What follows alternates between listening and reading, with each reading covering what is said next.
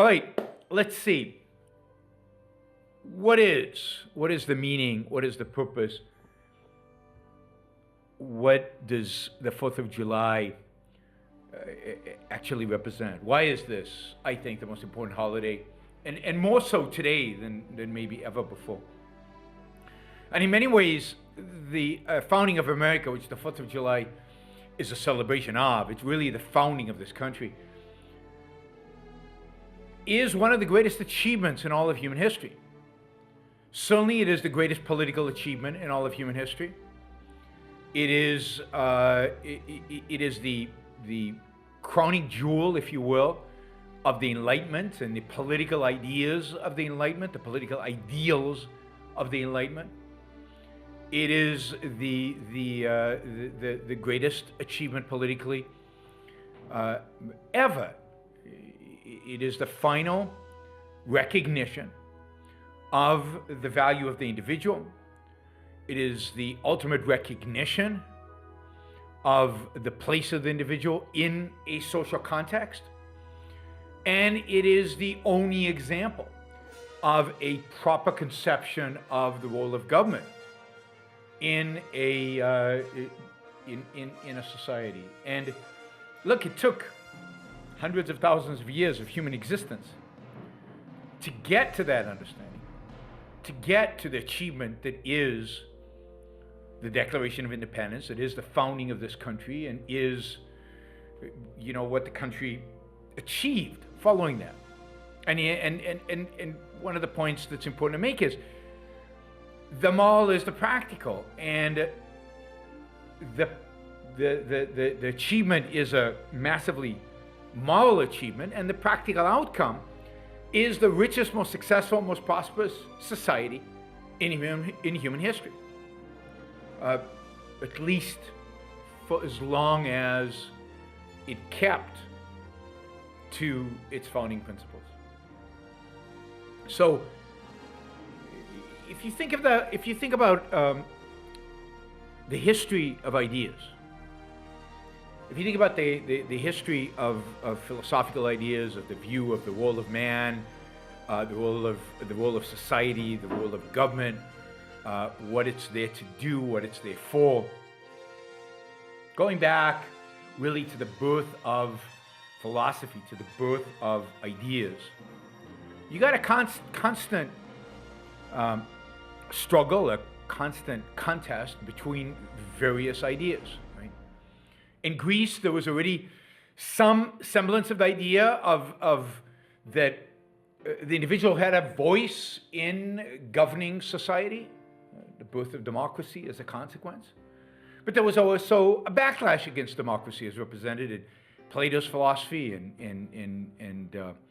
Neoplatonist philosophy that advocated for strong, wise rulers to tell the individual how he should live and what he should do with his life. On the other hand, there was Aristotle and his view that the individual was capable because he had a mind, because of his reason to rule himself. So there's always been these differences politically, and for almost all of human history, the idea that man needed to be ruled dominated. That man was incapable of choosing his own values, choosing his own fate, choosing his own path, choosing his own political leadership was possible. But that is not just true in the realm of politics, it's also true in the realm of epistemology, in the realm of knowledge. Can the individual be trusted to know anything, to know truth, to gain for himself knowledge of reality? Now again, the lines kind of divide between Plato and Aristotle. The answer is for Plato and those who followed Plato, and the answer is no. That truth is revealed to those who have special abilities, to those who have special training. Truth is achieved through some form of revelation.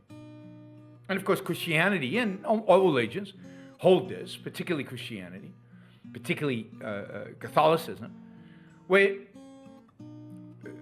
truth is revealed to man from God through ancient books and through his representative on earth. In the case of the Catholics, that would be the Pope. But truth is not knowable to ordinary human beings. It's not knowable to all of us as individuals without the guidance, without being shown by holy books, by mystical communicators with the other realm. Aristotle again offers an alternative. For Aristotle, truth is knowable to the individual through a method, an implicit scientific method. Observation of reality uses one's senses and using one's reason. And therefore individuals can discover truth, can discover knowledge.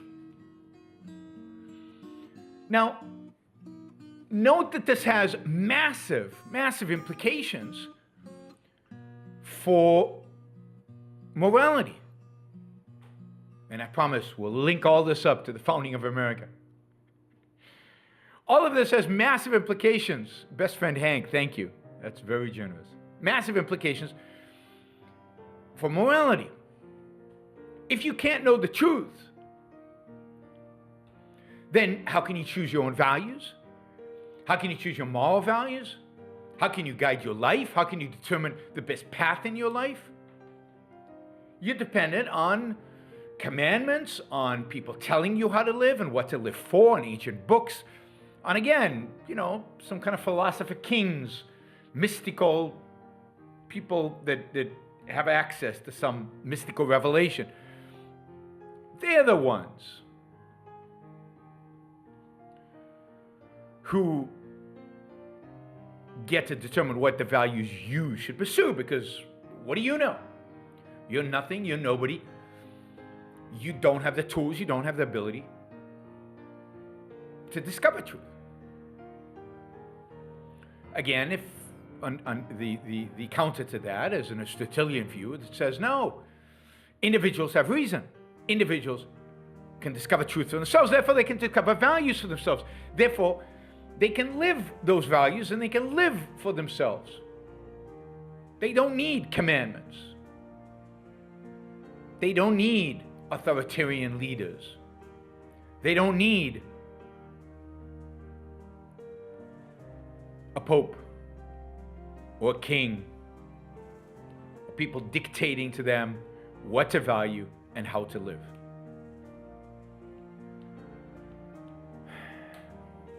So if you think about the history of knowledge, if you think about the Greeks and the combat between these ideas in Greece, well, it's clear that the mystical, altruistic, and authoritarian line of thinking that you could trace back to Plato won the day. It won the day through its influence on Christianity. It won the day through the elevation of Christianity and the dominance of Christianity over Western life from the fall of Rome onwards, really till the 18th century. So during that period, the line of thinking that says truth is through revelation, only some people can discover it, and therefore we must be obedient to those who have discovered it. You can't live your life for yourself. You can't live your life discovering truth for yourself because you have no access to that. And you must live for the tribe, for the king, for others, and the system of government most appropriate to guide you and to be able to do that is authoritarianism of some form or another. Fill in the blank. But Aristotle's ideas start penetrating the West slowly, starting with Thomas Aquinas. gaining momentum during the Renaissance, changing the culture all around. The ideas of that the individual has a mind that can discover truth, the individual has the ability to choose his own values, and the individual has the necessity to be free, and that the appropriate political system is a politics of freedom. Those elements slowly, starting with kind of the epistemology, moving on to the ethical ideas, slowly start penetrating Western Europe from the Renaissance on. And it's a glorious time. It's a truly glorious time. From the sculpting of Donatelli's David, the kind of the first, what's considered the first sculpture of the Renaissance, to the beautiful paintings of the early Renaissance, you can start seeing human beings looking back at you from the paintings, not ghosts, not monsters, but human beings. You start seeing heroes being presented in sculpture, individuals, not just monoliths as part of just the crowd, the masses, but individuals now coming out of marble, coming off of the canvas. You start seeing the beginnings of science, Galileo, Leonardo da Vinci. And this movement that is really a movement about reality, about reason, about the individual, and ultimately, not yet, but ultimately about freedom, is a movement that is growing slowly throughout Europe during the 16th and 17th centuries. And this movement really achieves its apex intellectually during the 18th century. During the 18th century, thinkers start putting it all together philosophically, putting it all together in the way they live their lives. And what you see is a boom in ideas, in philosophers, in writings, all promoting the ideas of human reason. You see in parallel a scientific revolution, a flurry of scientific activities. Whether it's mainly in the United Kingdom, but really all over Europe. New scientific discoveries, and the willingness to take those scientific discoveries and apply them to technology and to build things and to make things. So you're seeing an epistemology, if you will, the rise of an entire generations committed to reason, at least to their understanding of reason, committed to science, committed to truth. Investigating, researching, studying. It's no accident that this era is called the age of reason and the age of science. But it's also an age of individual awakening, of individuals starting to believe that they can pursue their own lives. Because if, as I've said many times in my talks, if you could figure out the laws of physics, if I can understand Newton's laws, then why can't I choose my own profession? People forget that back then you didn't choose your own profession. You were basically did what your father did and what his father did and what his great father's did. Why can't I choose my own profession? And we saw the beginnings of the breakup of the guild. And people pursuing their own values for the first time. Since Greece, since Rome. People started thinking, if I can use my mind to understand the world, understand science, choose my own profession, what about choosing who I marry? This is the beginning of an era where people start choosing for themselves who to marry. Arranged marriages start declining. It's an era of liberation of the human spirit, liberation of the human mind. And if I can use reason to understand the world, then what need do I have of those ancient books? What need do I have of these people pretending that they get revelations from above? It's an era of questioning religion, an era of challenging ancient truths, supposed truths, of challenging authorities, challenging everything. Why are kings kings? Who picked them? How did they get to be kings? And if it's the divine right of kings, where is this God who has made this king a king? I don't see it. And since I can't use my reason to see it, I don't buy it. And why are these kings? Why are these authorities? Why are these people in place telling me what I can and cannot do, where I can and cannot go, what kind of activities I can and cannot engage in? Why do I need their permission? And why do they have arbitrary power over me?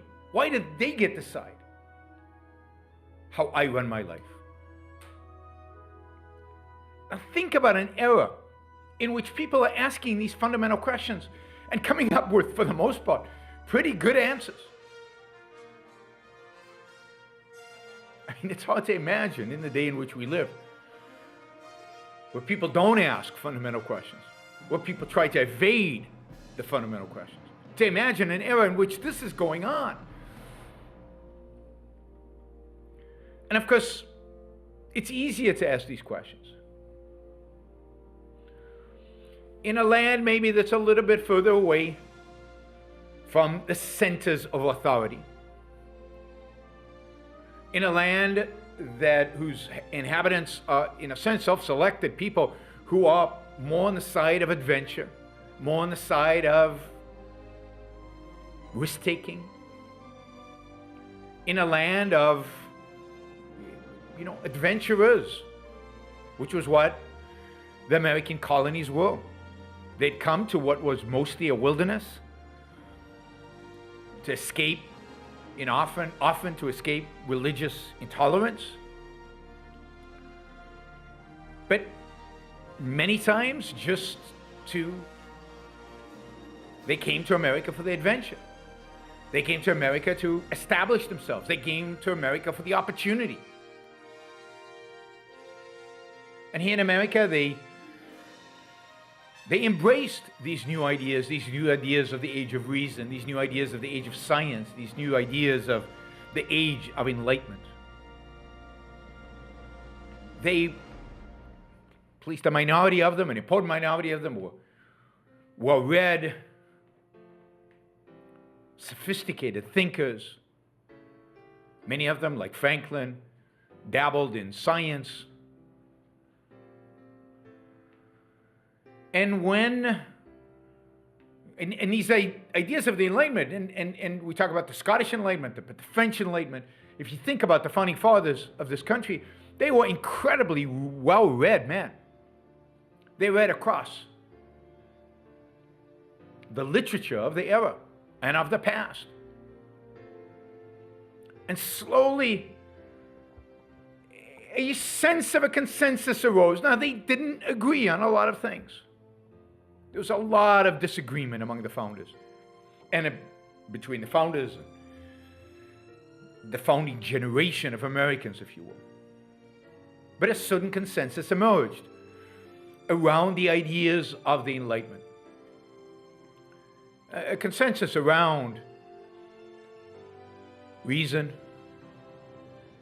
around the value and efficacy of the individual. And as a consequence of all that, around a politics of freedom, around the idea that individuals should be left free to use their reason, to use their mind, to use their capacity to think, to choose their values, to choose their path in life. and then to act on it, to live it. And these thinkers took the best of the ideas that were being generated in the 18th century by the likes of Locke and Montesquieu and Voltaire and others, the many, many, many Enlightenment figures, both in England, Scotland, Paris, France, all over Europe. And they didn't just study them. It wasn't just for them something theoretical. It wasn't for them just intriguing academic. And it wasn't for them an issue of just being independent. John writes, America was the first Brexit. No. America was so much more than Brexit. Brexit is so low in comparison, in its goals, in its ambitions. I mean, not to oppose Brexit, but to compare any of the people responsible for Brexit or any of the ideas that drove the Brexit to the founding is to miss the point of the founding. Founding wasn't about separating from England. It was about establishing a new political order, an order of freedom.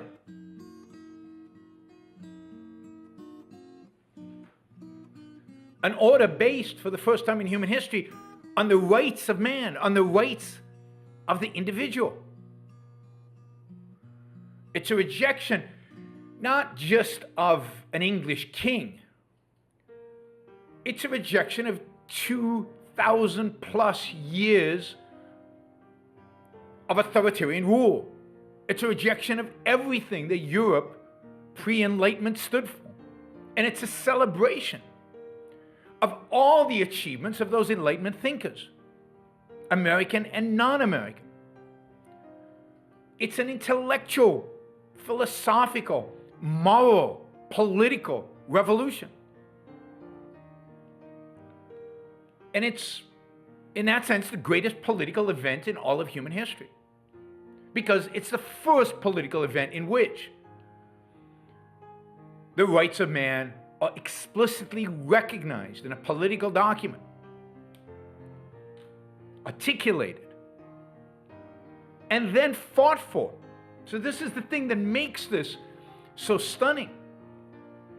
It's not only did they have the courage, the audacity, and the right ideas to put a document together that articulates the case for freedom and for individual rights, but then they declared war on the mightiest military force the world probably at that point had ever seen. Certainly the strongest empire of the time. These tiny little colonies that were relatively poor declared war on the mightiest military force of their time. Why? I mean, one of the most touching, moving, significant portions of the Declaration of Independence comes right at the end.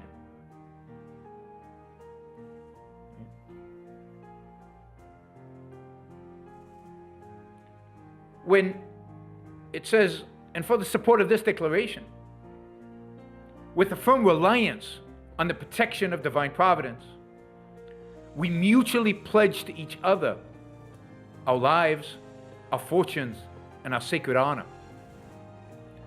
Because they knew that to a large extent they were likely to be signing their death warrants. That the British wouldn't just shrug this off, wouldn't just say, oh, okay, you want your independence, go for it. War was already raging in New England. And they knew. And many of them suffered. The destruction of wealth, destruction of property, and For some, destruction of lives. So these were men, not just men of the intellect. These were men of action. These were men who declared war on an empire and went to war. But declared war on an empire and went to war for the noblest of ideas. Not just because they wanted to separate, not just because they wanted to be different, not because they wanted sovereignty. This war of independence was not about sovereignty, not national sovereignty. It wasn't about establishing an America.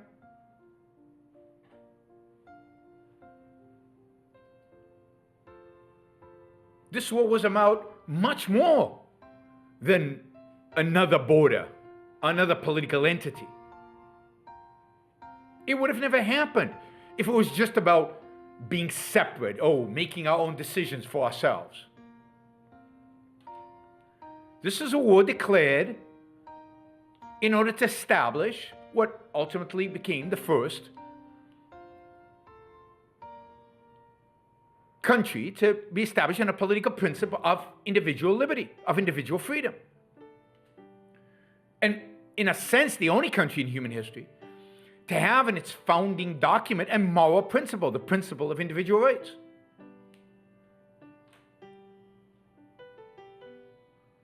And, it's a stunning document. You should all read the Declaration of Independence because it's truly stunning. Because it lays out an intellectual foundation.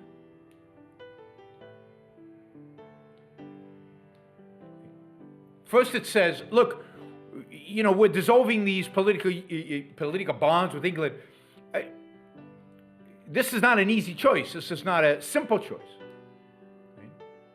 We are going to explain to you why. If we're going to do this, it shouldn't be arbitrary. It shouldn't be random. It should be for a good reason. They say a decent, and I'm quoting from the Declaration, a decent respect to the opinions of mankind requires they should declare the causes which impel them to the separation.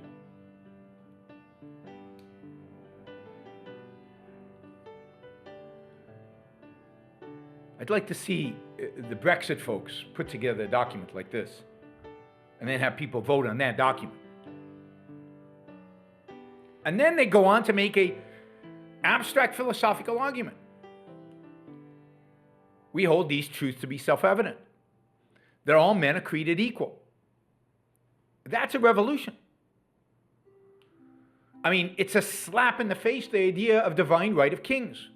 It's a slap in the face to 2,000 years of British history, of European history, of aristocracy, of some people being unequal, having more rights than others.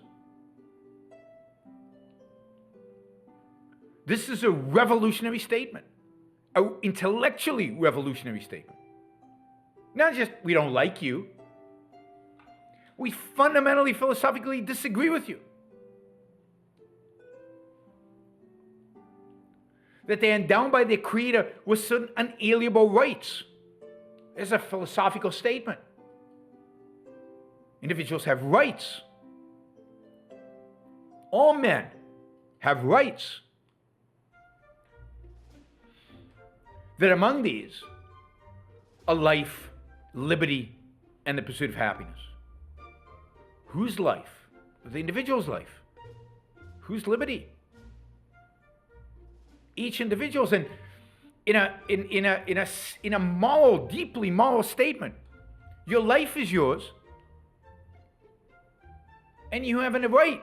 In other words, nobody can interfere with the actions you take in pursuit of what? In pursuit of sacrifice, in pursuit of the common good, in pursuit of the welfare state, in pursuit of whom? In pursuit of what?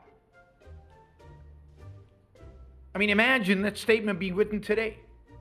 In pursuit of your race, in pursuit of your little tribe. Now, we'll get to the flaws of implementation, but think about what they're doing here. In pursuit of your happiness. Every individual has an inalienable right in pursuit of his happiness.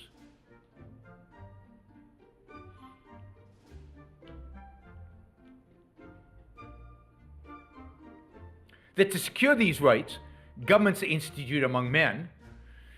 The anarchist should read that sentence. That whenever any form of government becomes destructive of those ends, it is the right of the people to alter or to abolish it, and to institute new government, laying its foundation on such principles and organizing its powers in such form as to them shall seem most likely to affect their safety and happiness. Notice that the role of government is to affect. They're your servants. They're not your rulers.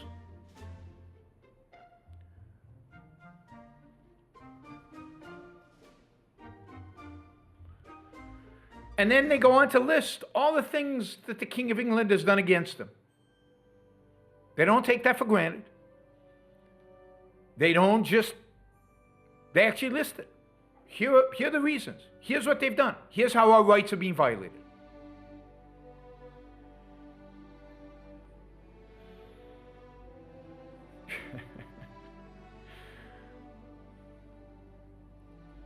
Now, this document is a truly magnificent document. In my view, the most important political document in all of human history. Yes, of course, it doesn't come in a vacuum.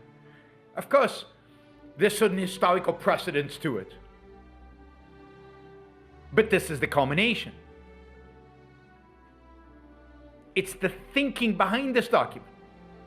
The Enlightenment ideas that come out of France and England. France and Great Britain, I should say. That make this document possible. But it's not an inevitable consequence of the Magna Carta. It's not an inevitable consequence of anything. It's a human achievement. It's a massive new integration. Nobody else wrote a document like this. It's not just obviously a consequence of the Bill of Rights of 1689, which preserved the kings of England and preserved feudalism and preserved aristocracy as good as it might have been at the time. It's not just a consequence of a long string of British common law. It's a massive achievement above and beyond that. And it's an achievement that the British then, in a sense, emulate by shifting their own system towards greater and greater individual liberty, towards greater and greater freedoms. And what this document created was the greatest country we have ever seen. A country that has achieved greatness, wealth and prosperity, that has welcomed tens of millions of immigrants, embraced them primarily by providing them with the same rights that their citizens had. A country that has made many mistakes, but has over decades and centuries worked to correct those mistakes, guided by the ideas in this document. Slavery being the obvious big mistake. Horror of slavery, for which this document drove for a civil war to correct that mistake. The country couldn't live the contradiction. The contradiction of saying all men are created equal, endowed with certain unalienable rights, when tens of thousands were not, were treated as slaves. That contradiction could not exist, could not sustain itself, had to be worked out. And the great tragedy is that it had to be worked out in a war rather than peacefully.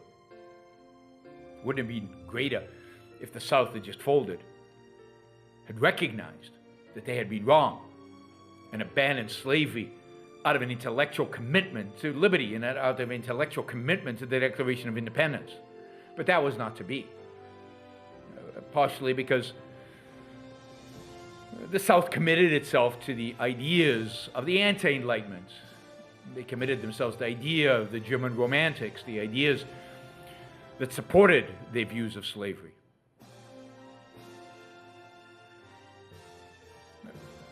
Of course, racism did not go away. Collectivism did not go away when slavery went away. The country had to continue fighting for this. And, of course, you had a civil rights movement in the 1960s to get rid of laws that did not treat men as equals before that law. Did not mean treat men as equal in rights. Did not treat everybody as having inalienable rights. And that was corrected.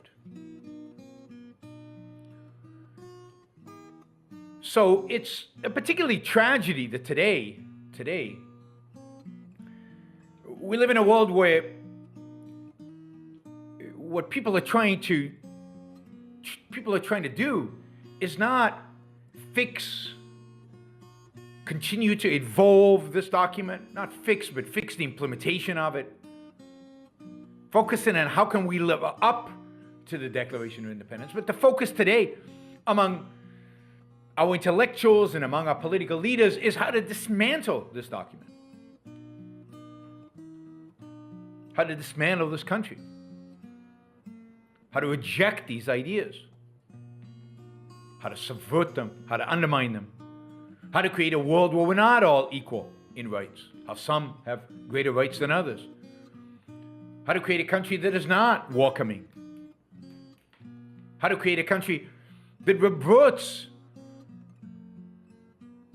to the rule of elites, to the rule of aristocrats, to the rules of those who know the truth through revelation. Don't have to explain it by reason because they know it, they have it. To revert to a world in which we are our genes, we are what we are born into rather than a world that we create. Because the beauty of the Declaration is it created a world where individuals create their own destiny, where individuals create their own life. Individuals can choose their own values. Individuals can live to the best of their ability. And while the founders did not implement these ideals perfectly, you could argue far from it, given the evil of slavery, they set in motion a system that allowed for the consistent application of these ideas over time. What they were lacking, sadly, was what the entire Enlightenment was lacking. They were lacking the philosophical foundation for these ideas. What they were lacking was a complete, comprehensive philosophy to justify these ideas. What they were lacking was the complete, deep conviction in these ideas, particularly in epistemology and in ethics, these ideas of reason and individualism. What they're lacking was a philosopher like Ayn Rand. Well, we are not lacking. We not only have the amazing works of the founders, we not only have the Declaration of Independence and the Constitution, we not only have the United States of America and everything that they laid out, but we now have a philosophy consistent with these ideas. We now have the ultimate foundation for these ideas. We now have everything we need to fully commit ourselves to this philosophy, to freedom, and to this great document that was signed in 1776 on this day.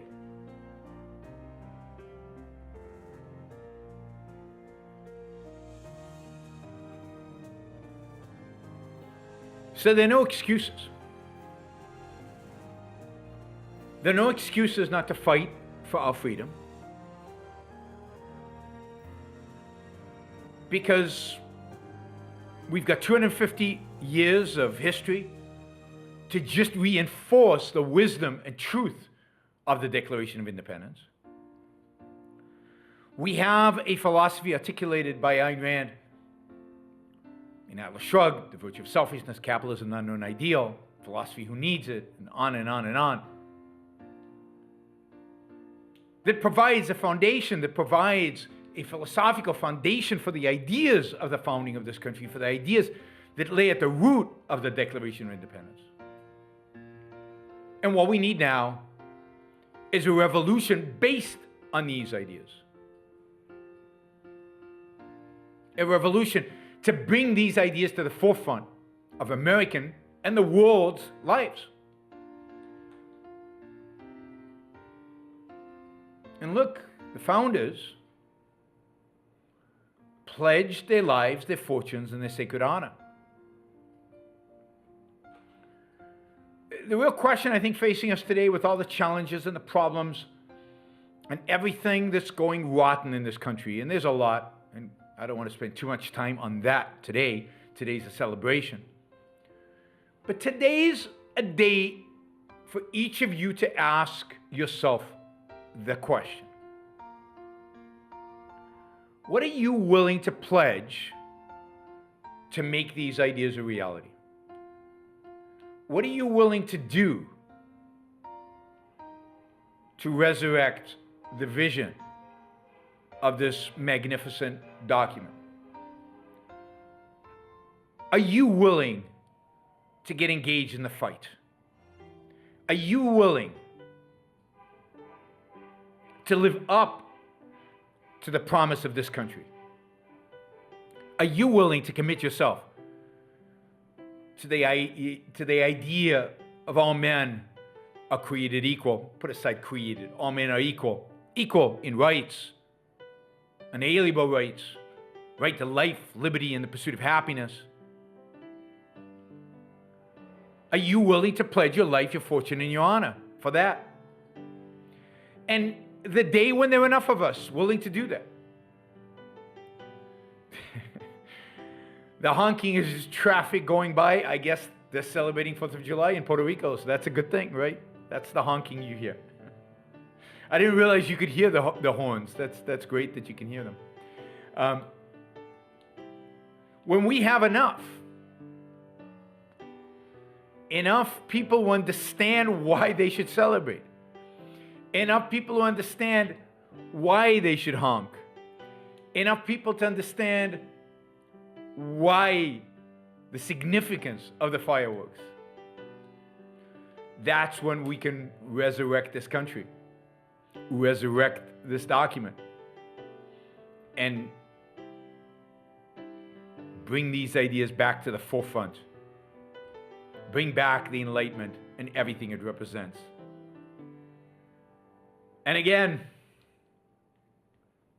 it's not Brexit. This is an idea of individual liberty. Not who gets to decide who travels across borders and who doesn't. Who gets to decide. It's about who gets to decide about your life, your values as an individual. And to begin with, I wonder if I can ask you to capsulize. I know this is difficult. Can I ask you to capsulize your philosophy? What is Randism? First of all, I do not call it Randism, and I don't like that name. I call it objectivism. All right. Meaning a philosophy based on objective reality. Now let me explain it as briefly as I can. First, my philosophy is based on the concept that reality exists as an objective absolute. That man's mind, reason, is his means of perceiving it. And that man needs a rational morality. I am primarily the creator of a new code of morality which has so far been believed impossible, namely a morality not based on faith. On faith? Not on faith, not on arbitrary whim, not on emotion, not on arbitrary edict, mystical or social, but on reason. A morality which can be proved by means of logic, which can be demonstrated to be true and necessary. All right. All right. Now, may I define what my morality is? All right. Because this is merely an introduction. My morality is based on man's life as a standard of value. And since man's mind is his basic means of survival, I hold that if man wants to live on earth and to live as a human being, he has to hold reason as an absolute, by which I mean that he has to hold reason as his only guide to action, and that he must live by the independent judgment of his own mind, that his highest moral purpose is the achievement of his own happiness, and that he must not force other people, nor accept their right to force him, that each man must live as an end in himself and follow his own rational self-interest. May I? All right, before we go on, reminder, please like the show. We've got 163 live listeners right now, 30 likes. That should be at least 100. I figure at least 100 of you actually like the show. Maybe there are like 60 of the Matthews out there who hate it. But at least the people who are liking it, you know, I want to see a thumbs up. There you go. Start liking it. I want to see that go to 100. All it takes is a click of a thing, whether you're looking at this. And you know, the likes matter. It's not an issue of my ego. It's an issue of the algorithm. The more you like something, the more the algorithm likes it. So, you know, and if you don't like the show, give it a thumbs down. Let's see your actual views being reflected in the likes. But if you like it, don't just sit there. Help get the show promoted. Of course, you should also share. And you can support the show at yaronbrookshow.com/support, or on Patreon or Subscribestar or Locals, and show your support for the work, for the value hopefully you're receiving from this. And of course, don't forget, if you're not a subscriber, even if you just come here to troll, or even if you're here like Matthew to defend Marx, then you should subscribe, because that way you'll know when to show up. You'll know what shows are on, when they're on. You'll get notified, right? So, yes, like, share, subscribe, support. Like, share, subscribe, support. There you go. Easy. Do one or all of those, please.